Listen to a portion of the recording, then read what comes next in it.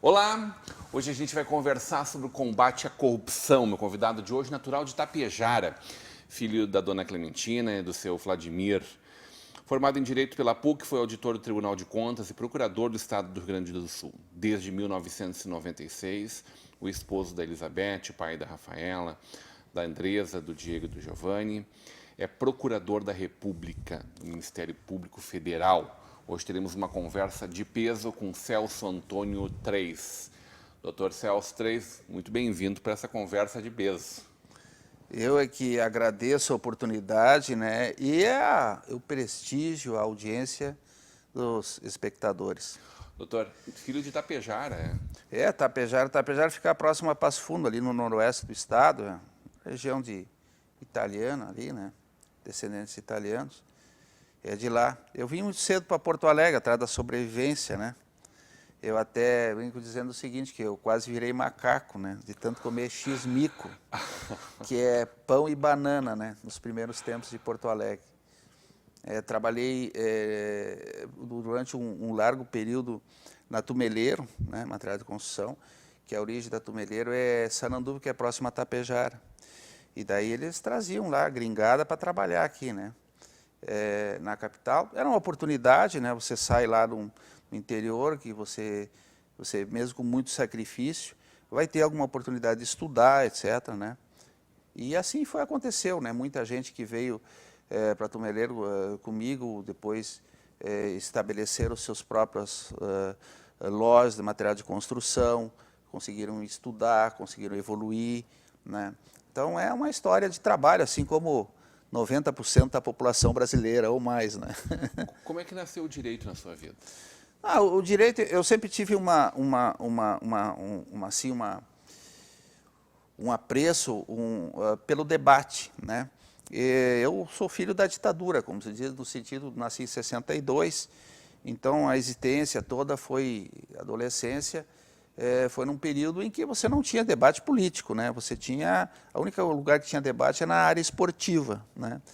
E aí uma das paixões que eu sempre tive do jornalismo, do rádio, né? Especialmente do rádio, que aparecia ali o debate, etc. Então, eu tentei buscar isso, consegui faço um registro aqui do crédito educativo na época do governo militar, né? Ainda, nos anos 80 ali, que permitiu que eu estudasse, foi na PUC, né?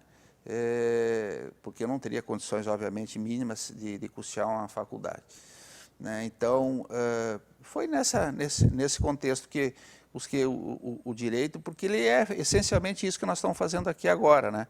O direito é isso, né? Um instrumento da lei e da doutrina, mas é um grande bate-papo. Nunca entendeu a carreira de advogado como uma possibilidade, assim? Sempre enxergou? Na verdade, assim, eu quando consegui aí ingressar na função pública, né? Eu tive esse foco nela. Eu fui primeiro funcionário da Justiça Estadual, né? Que era o concurso era nível médio, mas obviamente você trabalhava junto com os juízes, né? Promotores, enfim, no dia a dia da justiça. Aquilo foi muito útil, extremamente útil para aprender e para me envolver ainda mais.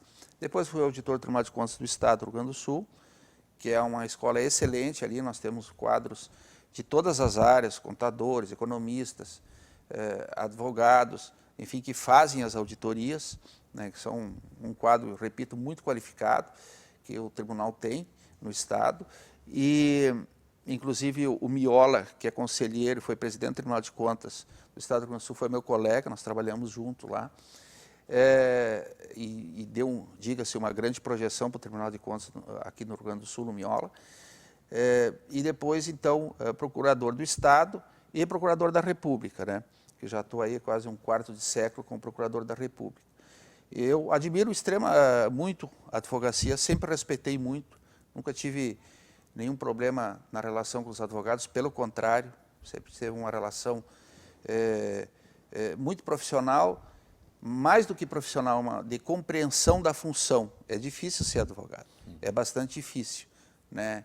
Não vejo o advogado como muitos agentes da justiça ou como um empecilho a se fazer justiça. Ao contrário, quanto melhor o advogado, mais qualificado o advogado, né, melhor eu tenho que trabalhar, né? Melhor eu tenho que trabalhar. Então, eu tenho por eles assim um grande respeito. O Tribunal de Contas foi aquele momento assim de começar a querer puxar os novelos de lãs assim para ver o que vinha junto? Hein?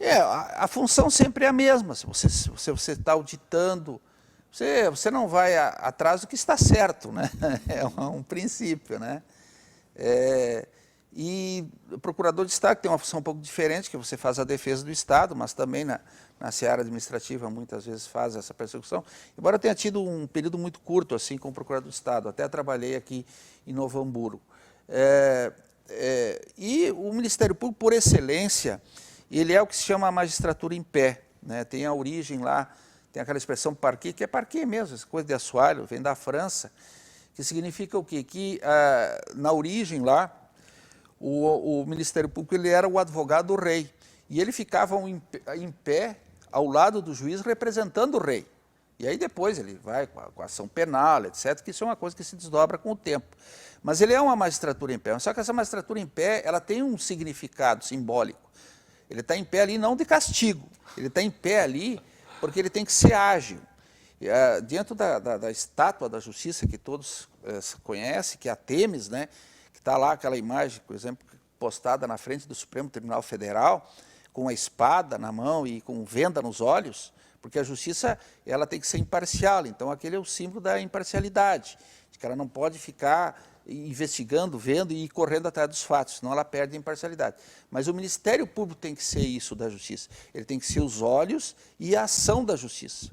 Ele tem que ver, enxergar o fato, apurar o fato e levar ao julgamento do juiz. Essa que é o papel do Ministério Público. Então, ele tem essa coisa de fugir, né? Eu coloco isso no jornalismo, né? Eu tenho uma grande apreciação pelo jornalismo investigativo, porque o jornalismo investigativo é isso, né? O repórter, a repórter, o jornalista, ele vai atrás, ele é um fuçador, né? Na volta do intervalo, hoje numa conversa de peso com o nosso procurador Celso Tres.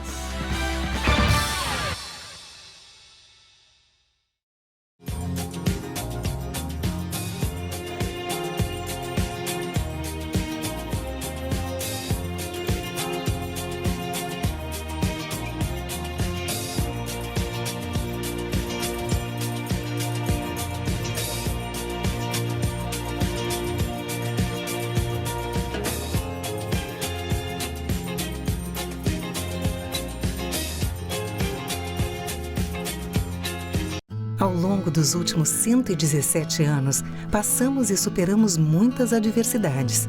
Mas a Sicredi Pioneira sempre esteve ao seu lado. E nesse momento não será diferente. Hoje, enfrentamos um período delicado, em que devemos cuidar das pessoas e da nossa comunidade. É por isso que estamos aqui, para adaptar soluções, superar as dificuldades e reconstruir o futuro. Nesse momento, cooperar faz toda a diferença.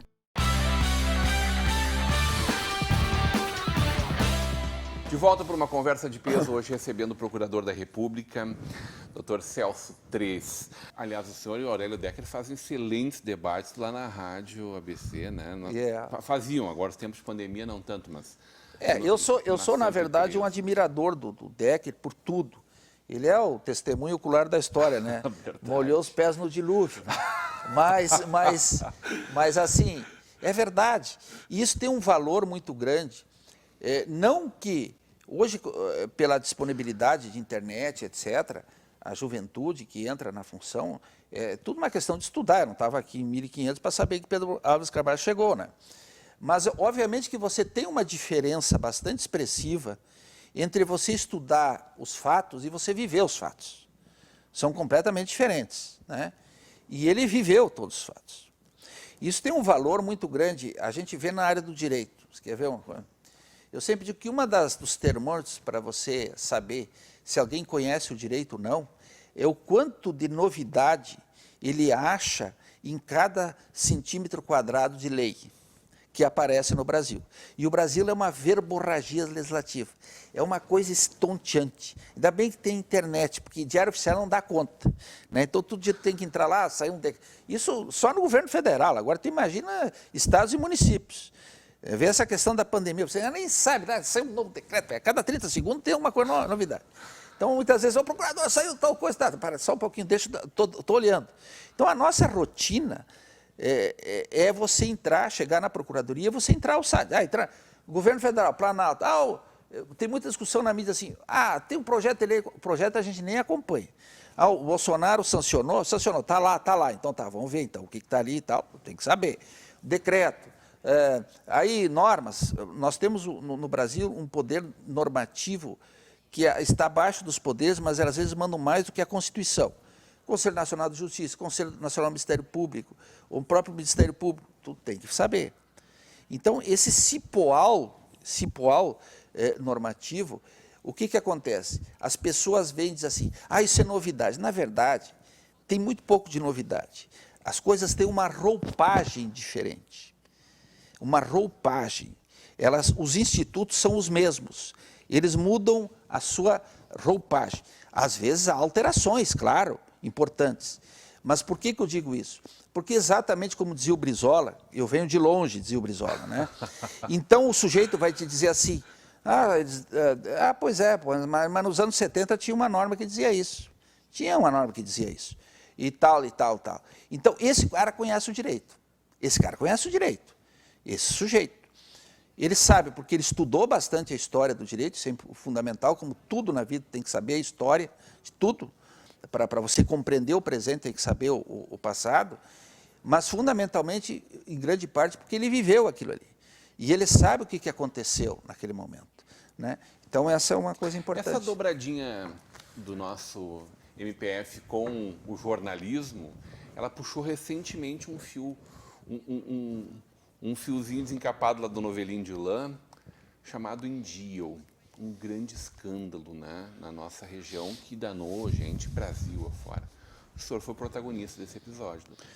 Na verdade, a investigação da Indio, todo o mérito é da Receita Federal de Novo Hamburgo. Todo. Eles é que fizeram. Aliás, a Receita Federal, como um órgão, geral no Brasil, eu digo que a Receita Federal é o órgão do que eu conheço, que eu trabalho na área federal, evidentemente, mais eficiente que nós temos no país. Receita Federal, é difícil de você pegar um trabalho mal feito da Receita, assim, que você diga, poxa, aqui eles foram negligentes, etc. Eles têm um padrão de atuação, têm qualificação, eles são muito bons, essa aqui é a grande realidade. Bons nós temos em todos os órgãos, mas eles têm uma conduta de atuação padrão, uniforme, regular, ela não é aquele trabalho excepcional e um outro que é medíocre, não. Então, a Receita Federal que fez isso, evidente que a gente fez os encaminhamentos, né, assumimos, etc., articulamos com Porto Alegre, porque é caso de lavagem de dinheiro, então a Justiça Federal no Rio Grande do Sul, no Brasil, ela centraliza nas capitais isso, né, com o colega lá de Porto Alegre, o procurador José Alexandre, que é um ótimo procurador, diga-se. E aí nós fizemos reunião com a Polícia Federal, em si, que já estava tentando articular, mas as provas que a Polícia Federal tinha eram absolutamente insuficientes. Dificilmente ia chegar a algum lugar ali. Foi a Receita que apurou. E a Indio é um fenômeno impressionante. A Indio arrecadou 1,2 bilhão de reais. Eu disse bilhão, não é milhão, é bilhão. É o Novo Hamburgo, do ano inteiro. Isso, mais de 35 mil pessoas no país. Né? Que loucura. Aí depois você teve a Unic e tal, nós já tivemos casos em Sapiranga, alguns, esses de Sapiranga, que já tinha tido um caso anterior, e Parobé já da área estadual, que levou adiante, porque a competência aí é um pouco fluida, pode caracterizar lavagem de dinheiro, pode caracterizar crime contra a economia popular, estelionato e assim por diante. Né? Aqui, tanto é que se diz que é o Vale das Pirâmides, né? Que ficou ficou conhecido. A Indil, mas eu vou ficar na Indil assim, a Indil é impressionante. E é incrível como é que se processou isso publicamente. Isso é um fenômeno de massa, é muito semelhante à política. Quando se acredita, quando resolve se acreditar em alguém, algum político, ou desacreditar, não importa a racionalidade, não tem racionalidade. As pessoas agem assim, com um efeito manada. O que aconteceu? Quando a Receita, nós começamos a estabelecer o contato com a Receita, de que tinha aquela situação, eu disse, olha, isso é crime, etc., porque eles estavam um pouco em dúvida ainda. Procurador, isso aqui, porque, claro, eles estavam levantando a questão fiscal, mas que ainda não havia encerrado o ano, etc. Eu disse, não, mas isso aqui obviamente, que é crime, nós temos que tocar adiante. Nós, em princípio, não íamos divulgar a apuração. Só que quem levou para a Receita Federal, que foi alguém de dentro que conhecia isso, inicialmente um apontamento de desvio, e aí eles começaram a desdobrar, a Receita hoje, ela é um big data, a Receita Federal hoje ela que concentra o maior volume de dados, já que está tão em voga hoje com os colegas da Lava Jato, a questão dos dados, ela tem dados de tudo, ela controla todos. Então ela tem um instrumental de investigação muito bom e com uma qualificação profissional dos auditores, isso se torna assim muito viável. Né? Isso é desvio, claro, de apropriação da poupança das pessoas e tal, né? Nós não íamos divulgar, mas quem levou para a Receita isso, alguém fez, deve ter levado para o Jornal NH também. Aí o Jornal NH publicou, como é correto, jornalismo, só que ele publicou assim, olha, são operações temerárias, claro, porque ele não podia dizer que é fraude e tal, né? Bom, aí aquilo veio a público, né? Daí disso aí a gente ficou numa situação assim, de conflito de interesses. Interesse um. O da investigação, puramente, se tu pensar só na investigação, normalmente é bom você fazer a investigação de uma forma discreta e só que ela apareça no momento das prisões, no momento que, como se diz popularmente, que a operação seja eclodida. Sob o ponto de vista da proteção das pessoas, todavia, não, porque o poder público ele tem o dever, em qualquer, que nem o caso agora da pandemia e tantos outros, seja do judiciário, a alertar as pessoas das fraudes. Né? Essa é uma função. A polícia, a polícia aqui toda hora diz, olha, não entre na tal coisa que é golpe. As pessoas caem até hoje no golpe do bilhete premiado. Tá? Então, eu, conversando com as pessoas, olha, pessoal, o NH me procurou, perguntando se tinha e tal. Daí eu disse, olha, nós temos uma situação de investigação, nós não íamos divulgar, mas já que vocês deram, eu alerto as pessoas que sim, tem investigação contra a Indil e que isto é fraude, que as pessoas, isso no popular é 171, é estelionato, o tipo penal pode ser outro, mas é para as pessoas entenderem. Para as pessoas não botem o seu dinheiro ali, resumindo, né? Isso deu uma comoção. Você sabe que as pessoas chegavam a ir na procuradoria cobrar do Ministério Público. Que não, absolutamente, é correto. 15%, 25% ao mês, era mais de 25% ao mês que eles prometiam. Que era 15% para o cara que botava o dinheiro. Mais 5 para um agenciador maior, e de mais 5 para não sei quem e tal. Aí eu disse assim, isso aí, não, o Bolsonaro vai botar o sujeito no Ministério da Economia, nós vamos resolver o problema do Brasil, não, desse jeito. Como é que os bancos não descobriram isso ainda, né? Não existe. Né? Multiplicação de pães e peixes, Jesus Cristo fez, nem dinheiro ele fez, nem isso ele não se meteu, né? Isso aí ele não se meteu. Tá? Então, aí o que acontece? E as pessoas, aí chegou um ponto que eu orientava lá, nós somos 3 procuradores na Procuradoria, né? Doutor Bruno, doutor Antônio e eu. Mas o caso estava comigo, orientei lá o pessoal da recepção, né, da administração, os servidores que atendem o público, diz assim, não, faz o seguinte, o pessoal chegar aqui com essa diz assim, não, senhor, o nosso papel é alertar que é fraude. O senhor acha que não é fraude? Não é fraude. O senhor pega o seu dinheiro, vai lá embaixo, está vendo, sabe o rio ali, o Luiz Raul, que baixa embaixo do Trenzur? Isso. O senhor vai lá, pega o seu dinheiro e joga lá. Pum. Não tem problema. O senhor pode fazer isso, o dinheiro é seu. Agora, a gente está dizendo para as pessoas tirarem. Muita gente tirou dinheiro. Muita gente. E aí você vê qual foi o fenômeno. Como eles tinham muito dinheiro em caixa, eles pagaram essas pessoas. Então teve gente que ganhou dinheiro. Ganhou dos outros, claro. Né? Ganhou dos outros, porque eles pagaram a Receita estimou entre 60 e 80 milhões. Que eles devolveram Pagaram nesse período. E como eles pagaram, eles adquiriram credibilidade para continuar, entendeste? Apesar de tudo. Sim. Porque diziam, não, viu, estou te pagando. Né? Inclusive pagaram em espécie, etc. É outra coisa. Né? Pagaram, ok. Aí teve a questão do Bradesco, que não noticiou a operação suspeita de lavar dinheiro, ele vai ser alvo de uma ação civil, o Bradesco, que nós vamos ajuizar, porque ele não cumpriu as normas de lavagem de dinheiro que dizem que quando você tem determinadas características, que era o caso, você tem que noticiar o famoso COAF. Né? Eles não fizeram isso. E uma série de coisas. Tanto é que um próprio servidor do Bradesco acabou sendo preso, está implicado nisso.